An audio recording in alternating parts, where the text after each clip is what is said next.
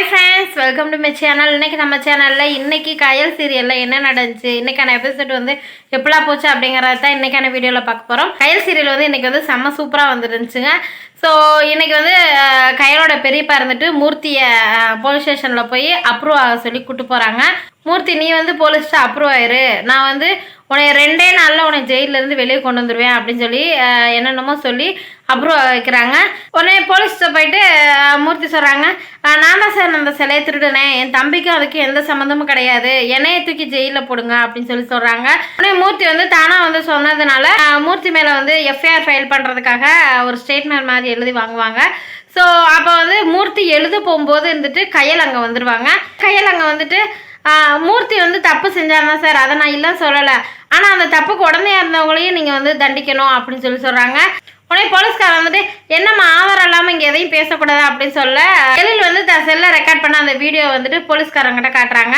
அதில் வந்துட்டு கையலோட பெரியப்பா வந்துட்டு அவங்க மகன்கிட்ட வந்து சொல்கிறாங்க, இங்கே பேடா மூர்த்தி வந்து அந்த சிலையை என்கிட்ட வந்து கொடுத்தான், அது மூலயமா நம்ம வந்து லட்சாதிபதி ஆயிடலாம் அப்படின்னு நினச்சேன், ஆனால் இப்போ அது முக்கியம் கிடையாது, இப்போ தேவியோட நிச்சயதார்த்தத்தை நிப்பாட்டுறது எப்படி அப்படிங்கிறது தான் முக்கியம், அதுதான் எனக்கு வந்து வேணும் அப்படின்னு சொல்லி சொல்கிறாங்க. இப்படி ஒரு வீடியோவை வந்து எழில் காட்டவும் போலீஸ்காரங்க இருந்துக்கிட்டு மூர்த்தியை வந்து வெளியே விட்டுறாங்க. ஆனால் கையலோட பெரியப்பாவையும் அவங்க மகனையும் மறுபடியும் ஜெயிலுக்குள்ளேயே தூக்கி போட்டுறாங்க. இங்கே கட் பண்ணால் அங்கிட்டு இருந்துட்டு கையலோட வீட்டை தான் கட்டுறாங்க. கையலோட வீட்டில் வந்துட்டு கையலோட அம்மா அண்ணி எல்லாருமே ரொம்ப ஃபீலிங்காக உட்காந்துருக்காங்க. மூர்த்தியை வந்து போலீஸ்ட்டு அப்ரூவ் ஆகிறதுக்காக அவங்க பெரியப்பா கூட்டி போயிருந்தாங்களே, அதுலேருந்தே ரொம்ப அப்செட்டாக இருக்காங்க.